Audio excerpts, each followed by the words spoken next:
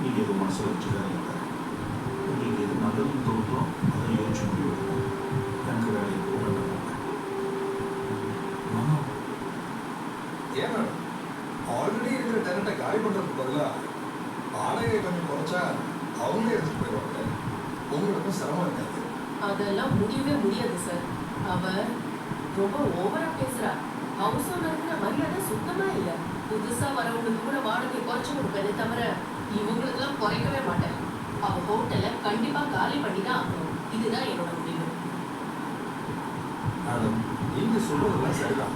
ஆனால் அவங்கள காலி பண்ண சொன்னால் அவங்க மட்டும் இல்லை, சுப்புலட்சுமி தம்பி கல்யாணம் அவங்க ஃபேமிலியும் மேலே ஃபர்ஸ்ட் ஃப்ளோரில் தான் இருக்கிறாங்க.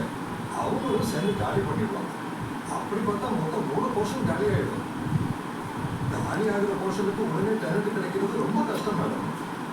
ஸோ இவனை காலி பண்ண சொன்னா கடை 2 வீடுன்னு 3 போர்ஷனும் காலி ஆயிடும். அட்வான்ஸ் வேற திருப்பி கொடுக்கணும். ஆல்ரெடி இந்த பில்டிங்க்கும் காஃபி ஷாப்புக்கும் ரொம்ப இன்வெஸ்ட் பண்ணிட்டோம். இப்போ என்ன பண்ணலாம்? ஓகேவா?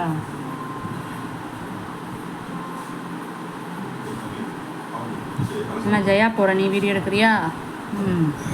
ஆ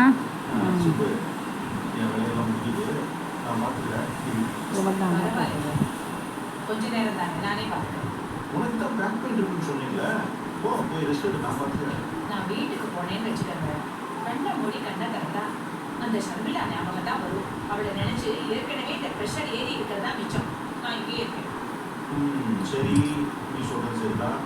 அப்போ இங்கே எவனாவது நமக்காக ஃபோன் பண்ணுறானா, வரான், ஒரு கடை பார்க்குறேன்னு வரான்னா என் புருஷன். ஏன் சொல்லுவாங்களா, பகவான் சொல்லுவாங்களா, அவன்கிட்ட எத்தனை தடவை முனிசு சொல்கிறேன், ஒரு தடவை அவனாச்சும் வரானா?